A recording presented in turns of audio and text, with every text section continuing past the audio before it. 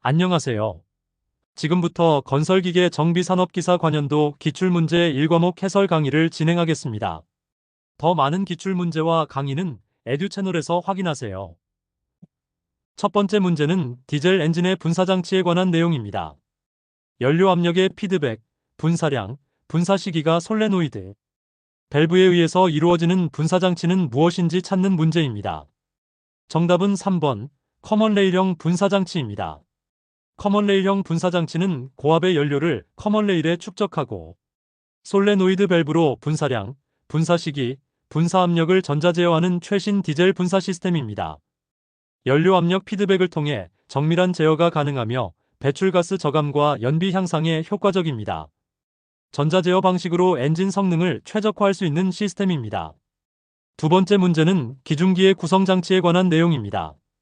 기중기에서 상부에 권상 와이어용 시브가 있고 하부에 훅을 장치한 것은 무엇인지 찾는 문제입니다. 정답은 1번 훅 블록 장치입니다. 훅 블록 장치는 기중기 상부에 권상 와이어용 시브, 즉 도르래가 있고 하부에 훅이 장착된 장치입니다. 하중을 들어올리는 핵심 부품으로 와이어 로프의 방향을 바꾸고 기계적 이득을 제공합니다. 기중기 작업에서 가장 중요한 하중 지지 장치라고 할 수 있습니다. 세 번째 문제는 건설기계 충전장치의 발전기에 관한 내용입니다. 건설기계 충전장치에 사용되는 발전기에 대한 설명으로 틀린 것을 찾는 문제입니다. 정답은 2번, 교류발전기에서 발생되는 전압은 항상 일정하므로 전압 조정기가 필요 없다입니다. 교류발전기는 회전수에 따라 발생 전압이 변하므로 전압 조정기가 반드시 필요합니다. 레귤레이터를 통해 배터리 충전 전압을 일정하게 유지합니다. 직류발전기는 정류자로 교류를 직류로 변환하며 컷아웃 릴레이, 전류 조정기, 전압 조정기가 필요합니다. 교류발전기는 현대 건설기계에 널리 사용됩니다. 네 번째 문제는 전자제어 디젤기관 시스템의 안전 기능에 관한 내용입니다. 전자제어 디젤기관 시스템에서의 고장 발생 시 최소한의 운행이 가능하도록 하는 기능은 무엇인지 찾는 문제입니다. 정답은 3번, 페일 세이프 기능입니다. 페일 세이프 기능은 전자제어 시스템 고장 시 최소한의 운행이 가능하도록 하는 안전 기능입니다. 센서 고장 시 기본값으로 운전하거나 비상모드로 전환하여 차량을 안전한 장소까지 이동할 수 있게 합니다. 이는 운전자의 안전을 보장하는 중요한 안전장치입니다. 다섯 번째 문제는 덤프트럭의 추진축 진동 원인에 관한 내용입니다. 덤프트럭에서 추진축이 진동하는 원인으로 틀린 것을 찾는 문제입니다. 정답은 4번, 슬립 조인트 부에 그리스가 너무 많이 주유되었다입니다. 슬립 조인트 부에 그리스가 너무 많으면 오히려 저항이 증가하여 진동 원인이 될 수 있습니다. 추진축 진동의 주요 원인은 축의 힘, 요크 조립 불량, 유니버셜 조인트 베어링 파손 등입니다. 적절한 그리스 주유량을 유지하는 것이 중요하며 과다 주유는 피해야 합니다. 여섯 번째 문제는 배기가스 중 질소산화물 감소 방법에 관한 내용입니다. 배기가스 중 NOx를 감소시키기 위한 방법으로 가장 옳은 것을 찾는 문제입니다. 정답은 4번, 연소실의 온도를 낮춘다입니다. 질소산화물은 고온 연소 시 발생하므로 연소실 온도를 낮추는 것이 가장 효과적입니다.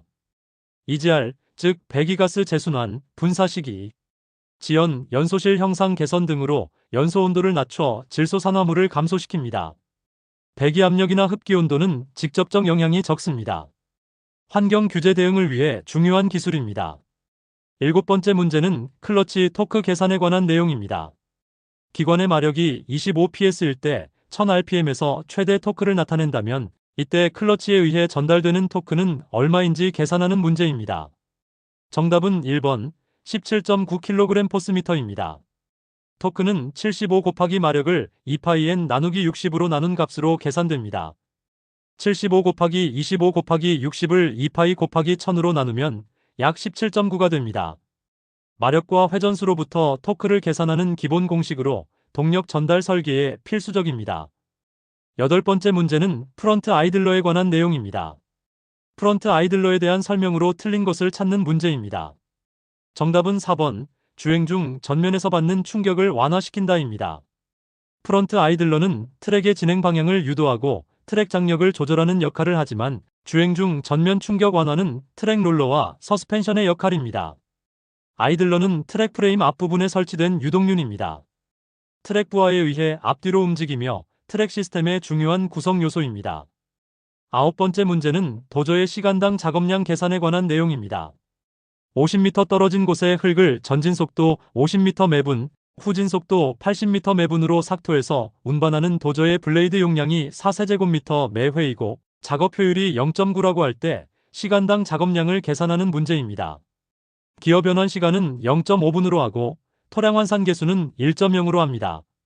정답은 1번 약 102 세제곱미터 매 시간입니다. 사이클 시간은 50을 50으로 나눈 값 더하기 50을 80으로 나눈 값 더하기 0.5로 2.125분입니다. 시간당 작업량은 4 곱하기 60 곱하기 0.9를 2.125 곱하기 1.0으로 나누면 약 102가 됩니다. 도저 작업량은 블레이드 용량, 사이클 시간, 작업 효율로 계산합니다. 10번째 문제는 냉방장치 정비 시 주의사항에 관한 내용입니다. 냉방장치 정비 시 주의사항으로 틀린 것을 찾는 문제입니다. 정답은 4번 안전을 위해 냉매를 대기 중에 방출한 후 압축기를 교환한다입니다. 냉매를 대기 중에 방출하는 것은 환경오염과 안전사고의 원인이 되므로 금지됩니다. 냉매는 반드시 회수기를 사용하여 회수해야 하며 환기가 잘 되는 곳에서 보안경과 장갑을 착용하고 작업해야 합니다. 냉매는 환경 규제 물질이므로 적절한 처리가 필수입니다. 11번째 문제는 덤프트럭의 최소 회전 반경 계산에 관한 내용입니다. 축간거리가 2.5m이고 바깥쪽 바퀴의 조향각이 30도, 안쪽 바퀴의 조향각이 35도인 덤프트럭의 최소 회전 반경을 계산하는 문제입니다. 바퀴에 접지면 중심과 킹핀과의 거리는 15cm입니다. 정답은 3번 5.15m입니다. 최소 회전 반경은 축간거리를 탄젠트 조향각으로 나눈 값에 킹핀 오프셋을 더한 값입니다. 2.5를 탄젠트 30도로 나누면 약 4.33이고 여기에 0.15를 더하면 5.15m가 됩니다. 여기서 L은 축간거리, 세타는 바깥쪽 조향각, D는 킹핀 오프셋입니다. 12번째 문제는 준설선의 종류에 관한 내용입니다. 주로 매립공사에 사용하며 준설된 토사를 파이프라인으로 장거리 배송하는 준설선은 무엇인지 찾는 문제입니다. 정답은 3번 펌프식 준설선입니다. 펌프식 준설선은 준설된 토사를 파이프라인으로 장거리 배송할 수 있어 매립공사에 주로 사용됩니다. 원심 펌프로 토사를 흡입하여 배송하므로 대규모 준설과 매립에 효율적입니다. 해양공사나 항만, 건설에서 많이 활용되는 장비입니다. 13번째 문제는 스크레이퍼의 구성품에 관한 내용입니다. 스크레이퍼의 주요 구성품이 아닌 것을 찾는 문제입니다. 정답은 3번 롤입니다. 롤은 스크레이퍼의 구성품이 아닙니다. 스크레이퍼는 보울, 즉 적재함, 에이프런, 즉 덮개, 이젝터, 즉 배토판, 커팅 에지 등으로 구성됩니다. 롤은 다짐 장비에 사용되는 부품입니다. 스크레이퍼는 토공 작업에 사용되는 중요한 건설 기계입니다. 14번째 문제는 타이어식 건설 기계의 자재이음에 관한 내용입니다. 타이어식 건설 기계에 사용되는 자재이음의 종류에 해당하지 않는 것을 찾는 문제입니다. 정답은 2번 추진축 조인트입니다. 추진축 조인트는 타이어식 건설 기계의 자재이음이 아니라 동력 전달 장치입니다. 자재이음에는 등속 조인트, 플렉시블 조인트, 트러니언 조인트 등이 있으며 조향 시 각도 변화를 흡수합니다. 자재이음은 조향장치에서 중요한 역할을 합니다. 15번째 문제는 전압조종기의 반도체에 관한 내용입니다. 전압조종기의 전압 검출 및 정전압 회로 등에 사용하는 반도체는 무엇인지 찾는 문제입니다. 정답은 2번 제너 다이오드입니다.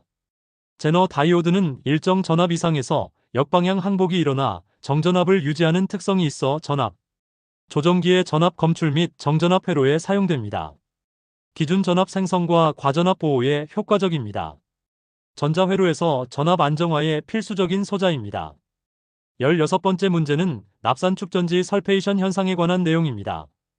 납산 축전지 설페이션 현상의 직접적인 원인이 아닌 것을 찾는 문제입니다. 정답은 4번 터미널과 단자 과다 조임입니다. 터미널과 단자의 과다 조임은 설페이션의 직접적 원인이 아닙니다. 설페이션은 과방전, 장시간 방전 상태 방치, 전해액 불순물 등으로 황산납 결정이 극판에 생성되어 용량이 감소하는 현상입니다. 축전지 수명을 단축시키는 주요 원인 중 하나입니다. 17번째 문제는 굴삭기 엔진 정지 불량 점검에 관한 내용입니다. 굴삭기에서 시동 스위치를 오프시켜도 엔진이 정지되지 않을 때 점검할 항목과 가장 거리가 먼 것을 찾는 문제입니다. 정답은 3번 시동 릴레이 연결 배선의 전류 흐름을 점검한다입니다. 시동 릴레이는 시동 모터 작동과 관련된 부품으로 엔진 정지와는 직접 관계가 없습니다. 엔진이 정지되지 않을 때는 시동 스위치, 연료 차단 솔레노이드 작동 상태, 솔레노이드 배선의 전류 흐름을 점검해야 합니다. 연료 차단 시스템의 고장을 우선 확인해야 합니다. 18번째 문제는 지게차의 작업용도별 분류에 관한 내용입니다. 지게차의 작업용도에 의한 분류에 해당하지 않는 것을 찾는 문제입니다. 정답은 1번 롤레 지게차입니다. 롤레 지게차는 존재하지 않는 명칭입니다. 지게차의 작업용도별 분류에는 사이드 클램프 지게차, 로드 스테빌라이저 지게차, 3단 마스트 지게차 등이 있으며 각각 특수한 작업에 사용됩니다.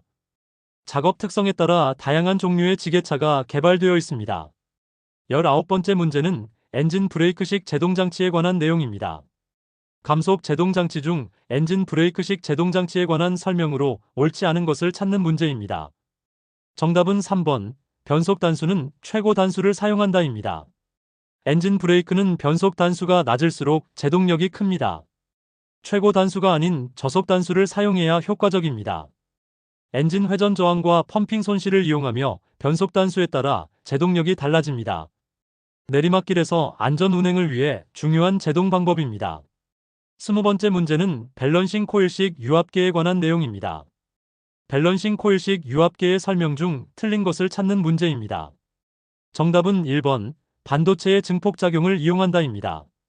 밸런싱 코일식 유압계는 기계식 계기로 반도체 증폭작용을 이용하지 않습니다. 발신부는 가변저항기이며 엔진 유압에 의해 다이어프램이 저항값을 변화시키고 두 개의 코일 전자력으로 지침이 움직입니다.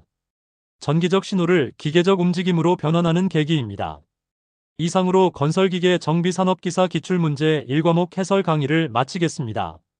지금 에듀 채널에 가시면 더 많은 기출문제와 오디오 강의를 이용하실 수 있습니다. 감사합니다.